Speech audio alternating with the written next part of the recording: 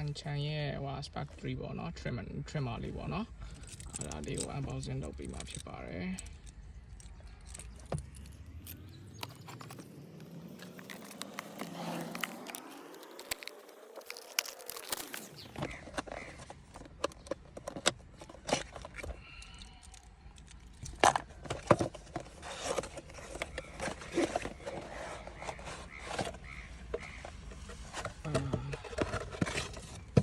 instruction ပေါ့နော်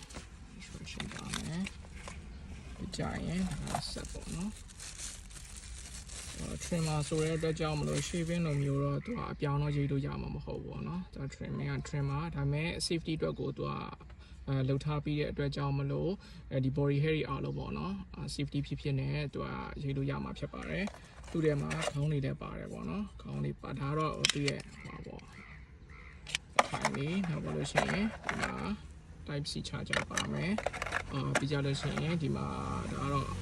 တက်ရှိလုပ်တဲ့ဟာပေါ့နော်ပြီးကြရင်ဒါလေးကတော့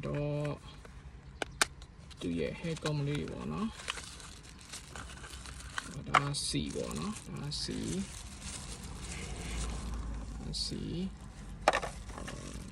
hair comb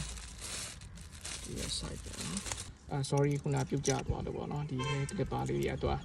ပီးလေးတွေက၄ခုပါတယ်ပေါ့နော်၄ခုပါမယ်site တွေကတော့ဒီမှာပြထားတဲ့အတိုင်းပါနော်3ရဲ့9ရဲ့3ရဲ့6ရဲ့9ရဲ့12 mm ရဲ့ပေါ့နော်အဲ့ဒါပါမယ်သူကတိတ်လေး site ကဘယ်လောက်မှမကြည့်ဘူးသူကလက်နှလုံးစာလောက်ပဲရှိတယ်အဲ့တော့ဒီ body hair trimmer တို့ရောနောက်ပါလို့ရှိရင်သမီးပါပါတယ်